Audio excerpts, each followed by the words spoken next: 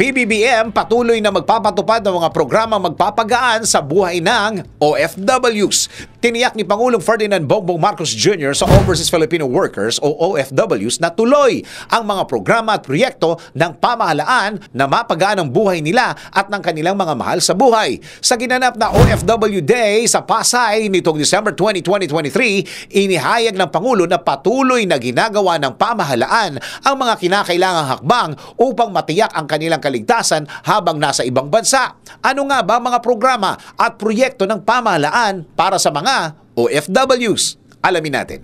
Isa sa mga pagsisikap ng pamahalaan upang makatulong sa OFWs ang One Repatriation Command Center na inilunsad ng Department of Migrant Workers noong July 20, 2022. Isa itong one-stop center kung saan maring humingi ng tulong ang OFWs tungkol sa iba't ibang issue, gaya na lang ng sexual abuse, modern-day slavery at requests for assistance upang maipadala sa Pilipinas ang labi ng namatay na OFW.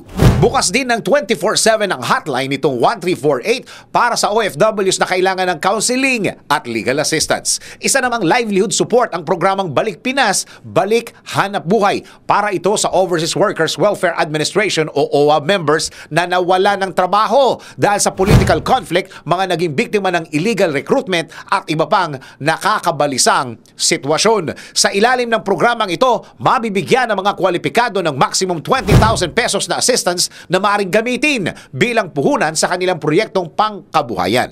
Para naman mapalagaan ang kalusugan ng OFWs at ng kanilang mga dependents, ipinatayo ang OFW Hospital sa San Fernando, Pampanga noong May 2022. Dito, maaari silang makinabang sa free healthcare services. Ilan pa sa mga ibinida ni Pangulong Marcos na mga programa para sa mga OFWs ang mga sumusunod: Livelihood Development Assistance Program, Financial Awareness Seminar Small Business Management Training, Enterprise Development Loan Program, tulong pangkabuhayan sa pag-unlad ng samahang OFWs, OFW Children's Circle, OWA Education and Training Program, and Educational Assistance.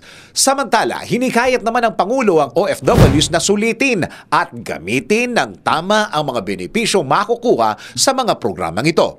Anya, kasabay sa pagkayod nila sa ibang bansa para makapagbigay ng magandang buhay sa kanilang pamilya ang pagsisikap ng administrasyon niyang mapaunlad ang bansa. Tiniyak niyang sa itinatatag niyang bagong Pilipinas, magiging optional na lang ang pagtatrabaho abroad dahil mas dadami ang oportunidad sa bansa. Sabi nga ni Pangulong Marcos, OFWs ang tunay na halimbawa ng makabagong manggagawang Pilipino na maipagmamalaki natin sa buong mundo. Sa patuloy na pagpapatupad at pagpapabuti ng pamahalaan sa mga programa para sa OFWs, matutulungan ng lubos ang ating modern-day heroes.